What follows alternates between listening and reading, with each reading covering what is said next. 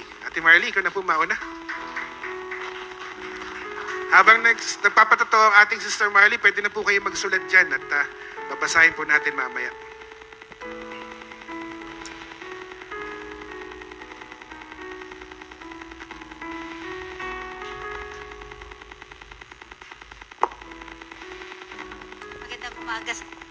Magandang umaga sa ating lahat. Bago ko umpisa ng aking testimony, manalangin. Salamat Ama, narito na naman po muli kami sa iyong tahanan upang mapakinggan ang iyong salita. Salamat Ama sa paggabay at pagkalinga mo sa bawat isa sa amin. Ginabayan mo po at minahal mo po kami at nakarating kami sa iyong tahanan. Ama, dinudulog namin ang lahat ng papuri pasasalamat sa iyong dakilang pangalan. Ama, narito po ako sa harap na ito. Hindi ko po alam kung paano ko sasabihin ang aking buhay, Panginoon, kung paano mo ako binago, Ama. Pero ikaw po ang manguna at magbigay sa akin ng courage, O God, na may deliver ko ang aking buhay sa kanila, Panginoon, upang maging gabay nila, Panginoon, kung paano mo ako binago, paano mo ako ginawa sa kung ano ako ngayon, Panginoon. Salamat, Ama, sa iyong pagmamahal. Magandang umaga sa ating lahat. Ako po si Marily Lumubio. Ako ay 26 years old by the power of 2. So, 26 years old by the power of 2. Alam nyo na yon, 52. So, ako po ay may dalawang anak. Ako po ay kasal ng 30 years na, magte-31 na. Sa aking buhay, hindi po maganda, hindi po madali, at hindi po magaan ang pinagdaanan ko. Naulila po ako at the age of 14. Birthday ko, living ng tatay ko. Naging maayos ang buhay ko nung buhay ang tatay ko. Pero nung namatay siya, naging struggle. Lahat ng struggle na daanan namin. Pero, nung mga panahon na yon, hindi po ako nawalan ng pag-asa. Dahil alam ko, hindi niya kami pababayaan. Ako po ay isang Methodist. Alay po ako ng aking ama. Pero ang aking ina ay Katoliko. Sa dalawang reliyon po ako sumasamba. Pero nung nakarating ako sa Korea, naging Presbyterian po ako at tinanggap ko si Jesus na magbago sa aking buhay. May mga umalalay sa akin, nagbigay sa akin ng kalakasan. Dumating ako sa Korea nung ako'y 36 years old. Maraming struggle sa aking buhay. Unang taon ko, hindi ako sumasahod. Unang taon ko, ang sabi ng amo ko noon, gumawa ka ng boyfriend para may magpakain sa'yo. Yung time na yon, galit na galit ako. Gusto kong lumaban pero wala akong magagawa.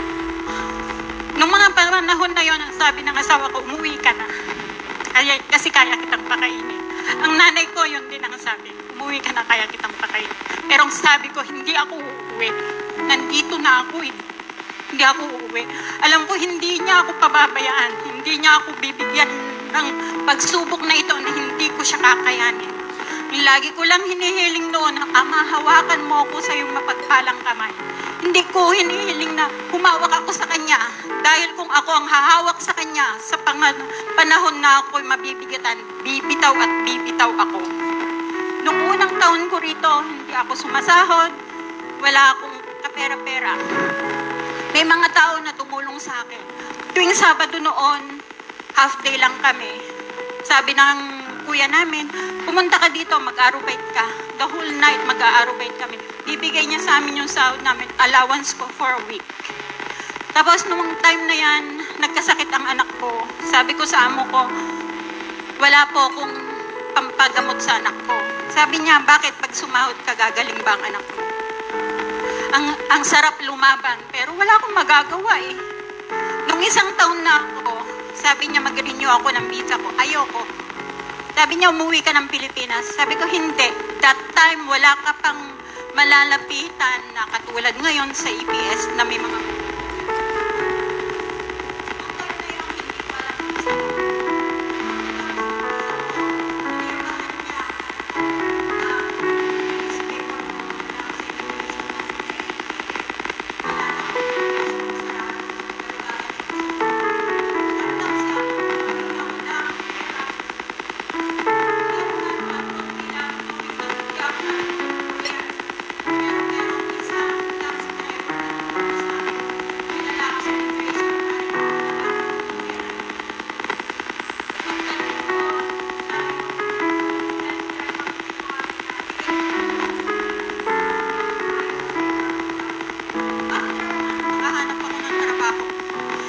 Maganda ang naging trabaho ko. Mabigat. Hindi ako sumasama. Lahat ng nasa puso ko na ako. Meron akong usapan na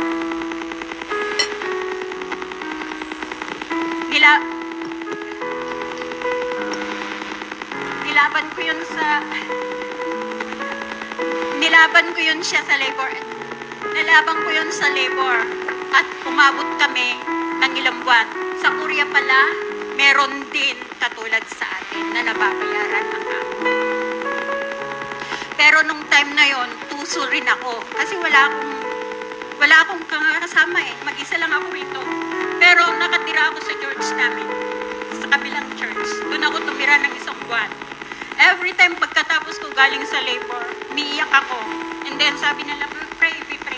Hindi sila mga Pilipino. Karamihan sa kanila ibang lahi.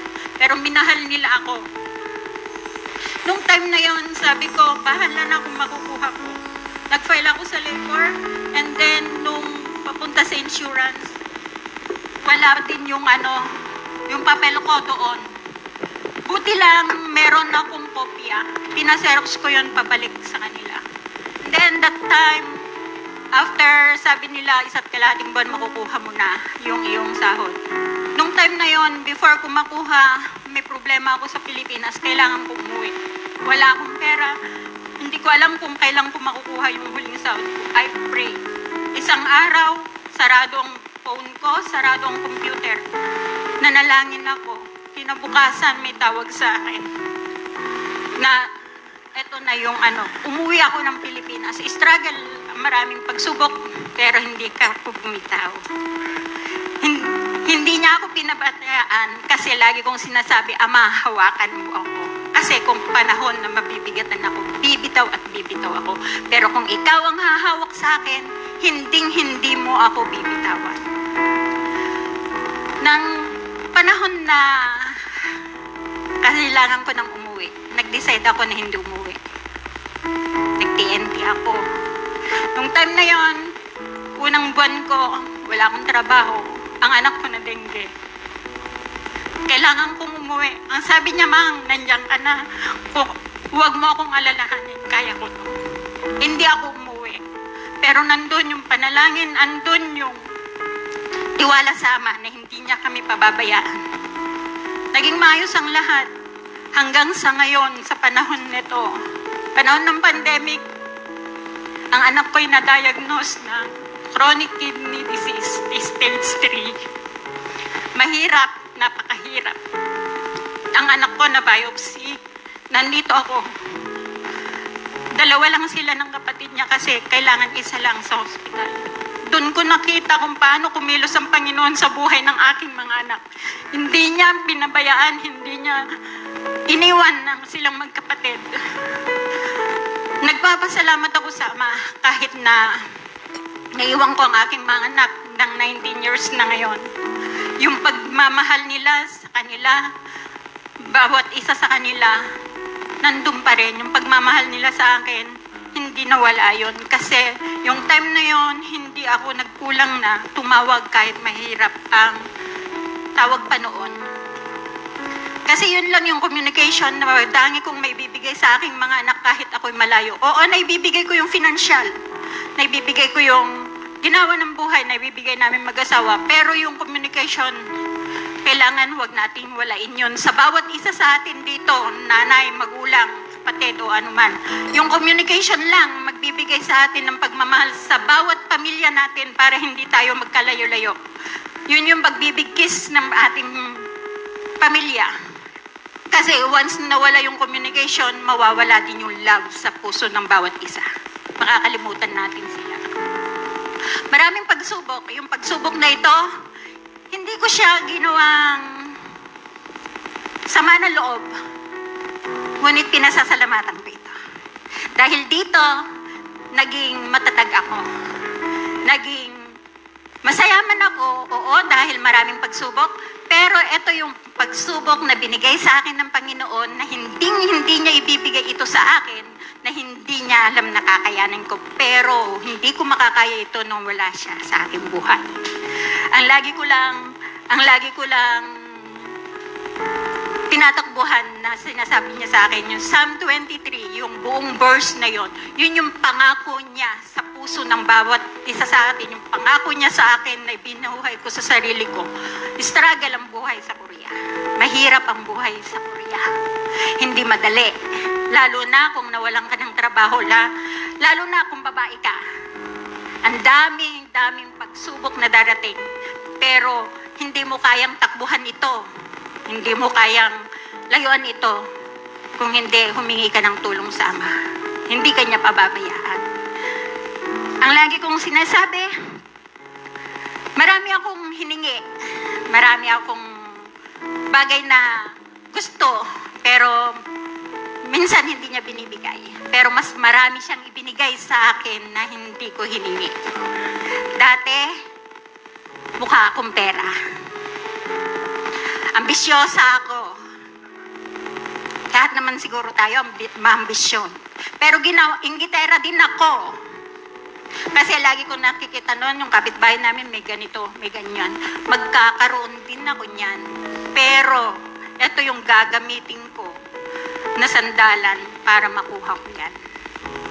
Hindi ako nainggit dahil nagagalit ako. Hindi. Nainggit ako, ginawa ko siyang inspirasyon para magkaroon din ako. Yung mga bagay na meron sila noon, pwede kong sabihin ngayon nakuha ko na. Pero hindi rin pala yun ang kasiyahan natin. Hindi yung material na bagay ang kasiyahan natin, kundi yung pagmamahal ng Ama. Yung pagtiwala sa Kanya. Yung ibibigay mo yung puso mo sa Kanya. Noong panahon ng pandemic, hindi tayo nakakalabas. Hindi tayo nakakasimba. Naging addict ako before. Addict ako sa shopping. Bag, sapatos, everything. Naging addict ako. Confession ko to. At lagi kong pinapanalangin na matanggal. Hanggang ngayon, meron pa rin. Nakikita ko siya nung pandemic, yung bag, sapatos, at damit. Aanhin ko yung mga bagay na ito. Ano ang mga ito? Walang kwenta. Nabili ko siya, oo. Naging masaya ako. Pero sandali lang na oras na naging masaya ako. Pero yung kasiyahan sa Panginoon, nung nasumpungan ko siya, 2011, nagbaptize ako dito sa Korea. Bilang Presbyterian. Praise the Lord. Ang sabi ng nanay ko noon, bakit pa? Baptize ka naman na.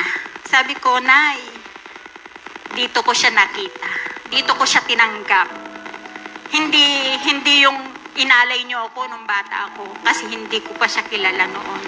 Ngayon ay natanggap ko siya na tagapagligtas ko. Kaya ngayon, lagi kong sinasabi, I confidently a child of God with a faith. Amen. Palapaan po natin ang Panginoon. Hallelujah. Grabe. Hindi ka po nag-iisa, Ate Marley. Meron din po tayong mga kapatirang adik.